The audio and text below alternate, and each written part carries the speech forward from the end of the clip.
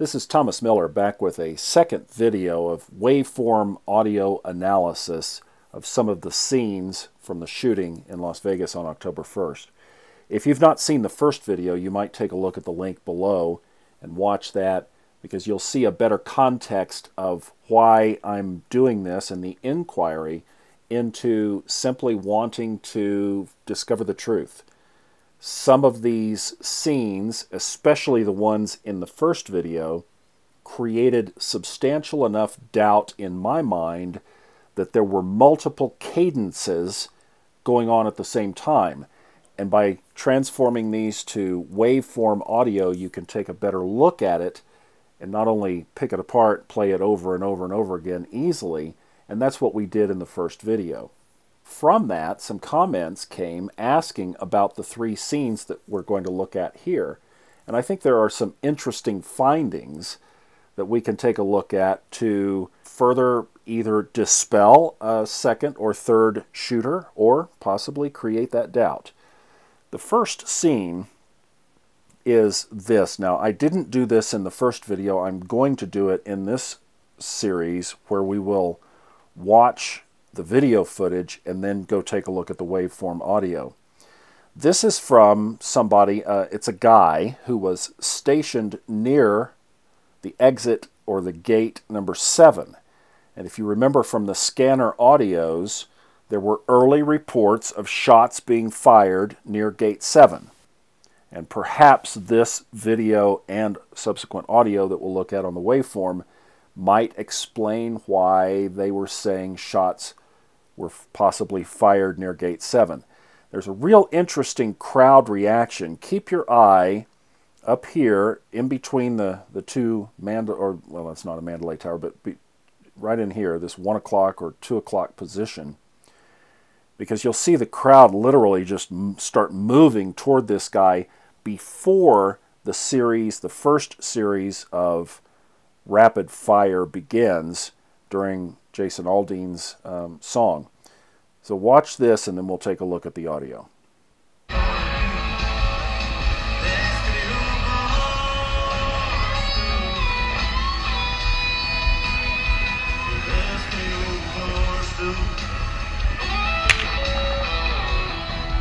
There's a pop. Second. Third. Now the song finishes. Now watch over there between the two towers as the crowd just begins to, he pans back over.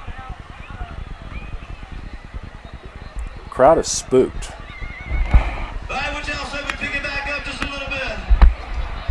See? They're not panicking, but they're moving.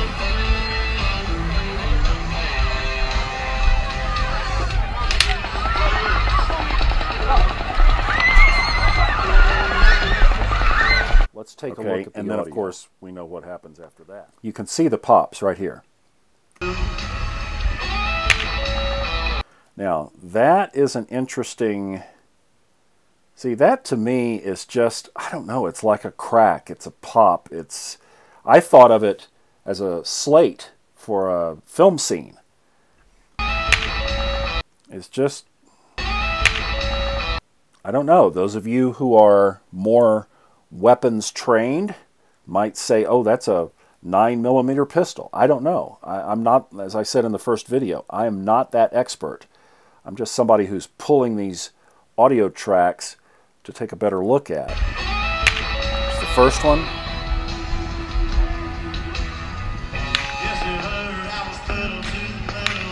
There's the second and third. If you notice, they get softer each time. So the first one is much more prominent. You could see that. Then the second one, a little bit softer. Third one, it's a little bit softer still. Then the song ends. We'll go up here to the upper waveform and just skip through this. Then the song ends. Then he says we're going to pick it up a little. Starts the second one. There are two more. And then this final pop. Now this is not one of them. This is just noise right here. The first pop as he picks back up is right here.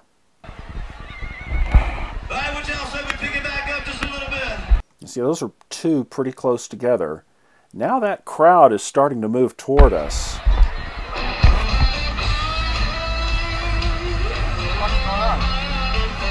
The guy asks what's going on, and nobody answers. That's kind of interesting, isn't it?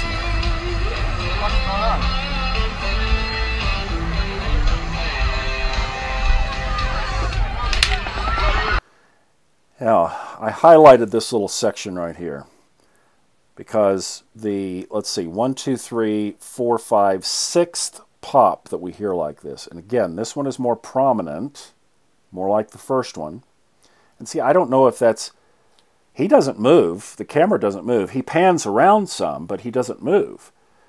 Maybe the noisemaker of whatever is making these pops moves relative to him. This pop is louder. And then right here is where the shooting begins, right there. That's the escalation of the machine gun fire. So again, listen to how this plays out. So what's interesting about this is that the crowd is spooked. So if we go back to here, see, we've already had the 3, then there's the lull right there, and then he pans back around. The next song hasn't started yet. But see, the crowd is, whatever it is, they want away from it.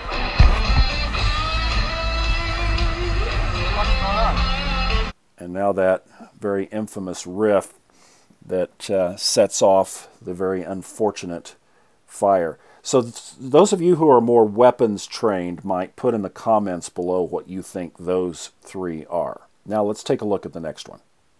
Okay, now this one is a video that I will put the link below. It will say close-in shots by bushes.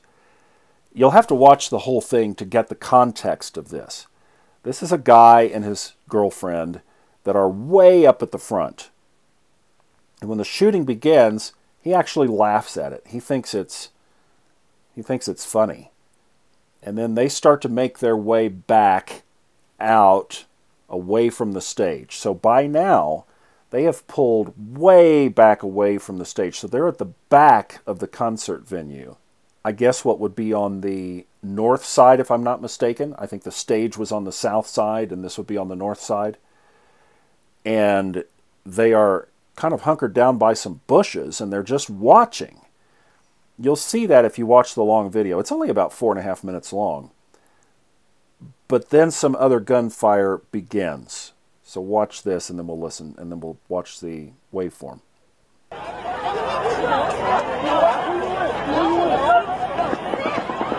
Holy shit! This motherfucker's still ringing out right now. What is that?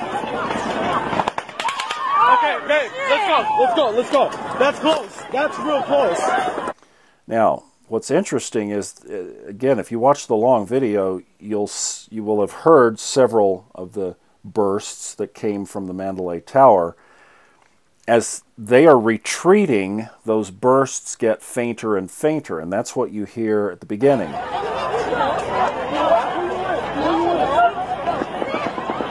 Holy shit! Now the question here, so that gunfire you would presume is the same thing that we've heard so many times up by the stage that was coming from the tower. Now it travels right over their heads. Fucker's still ringing out right now. What is that? Okay, babe. Boom, and everybody ducks down as that comes right over them. Let's look at the waveform. That's this series right here. And listen and watch.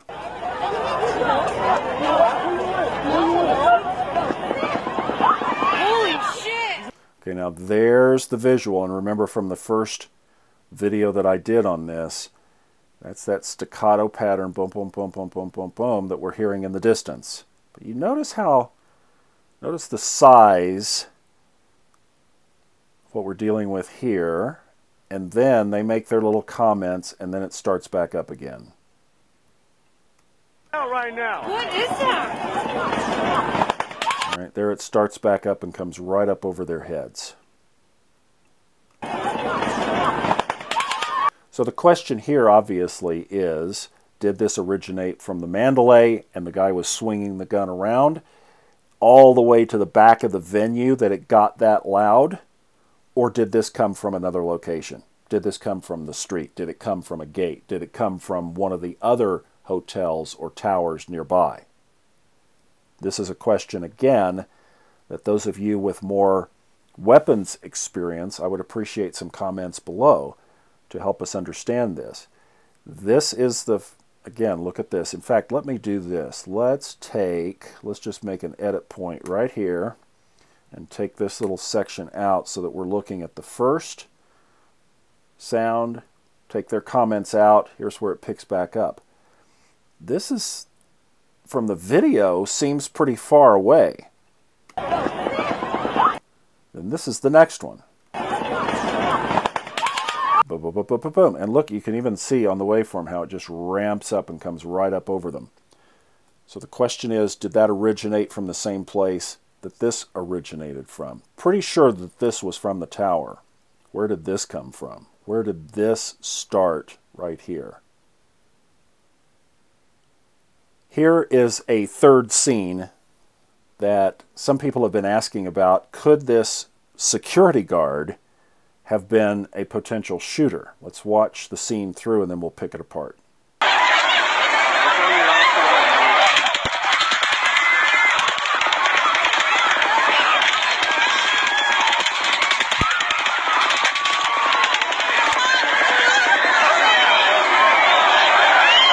Okay, now I'm seeing several things in here. Let's slow this down. We're going to go frame by frame.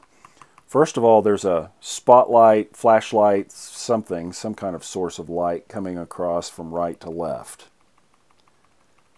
Then our security guy pops up, and a lot of people, I mean, this is sharp that somebody caught this from all of this video in the first place.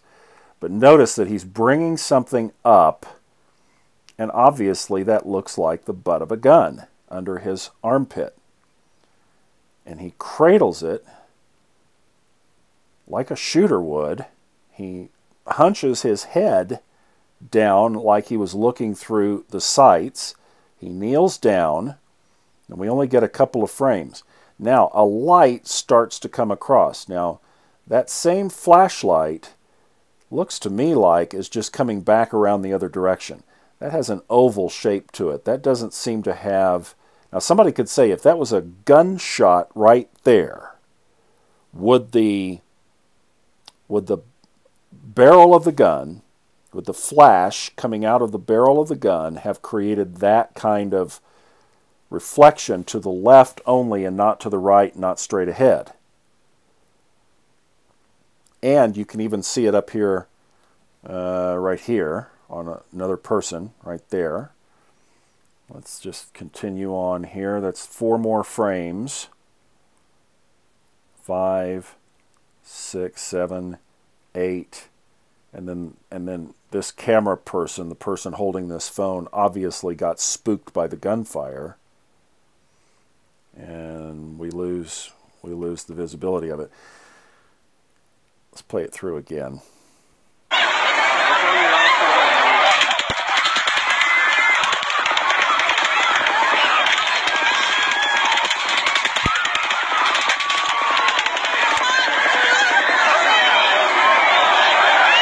Now, obviously, nobody knows what's happening. Nobody can figure out what's going on at this point. This guy comes up. What is he doing right there? That is a really good question. Is he shining that flashlight? Or is he shooting a gun? And then when it falls apart like that, then we see him step back into the picture. I think that's him.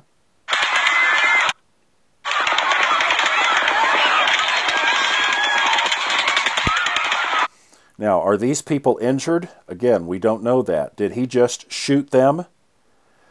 One thing is, this guy in the cowboy hat who's coming into frame right now does not seem to be that rattled, like somebody was just shooting directly next to him. It also, he's trying to move away from the source of the shots, which of course is, we think, up at the 32nd floor. So he seems more to be trying to get out of the way rather than somebody just shot somebody next to me kind of movement. It looks to me like.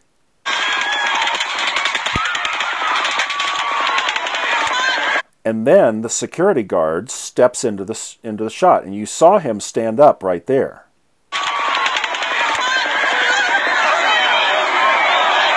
I'm thinking that's the same guy that we saw at the beginning. I'm thinking that's this guy. Now, it looks to me also right here that this is also a security guard. So you have one here, one here. One of these two stands up and walks back into the frame.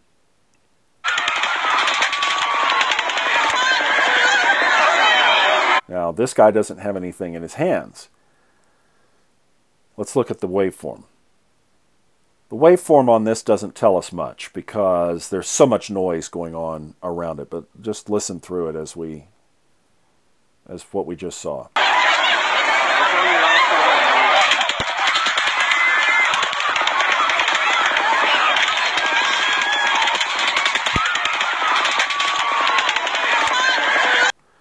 Now, this phone is about 5 feet away from this shooting.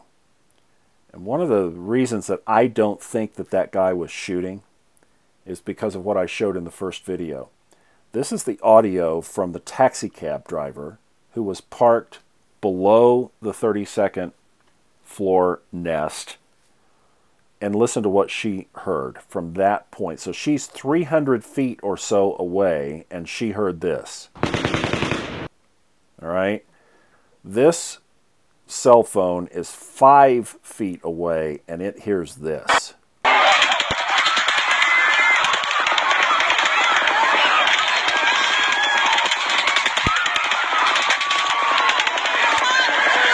I just don't think that that was that person shooting. But again, the reason I'm putting this on here is for you to weigh in. So if you would like to put some comments below and give us your impression of how you read this, would be greatly appreciated.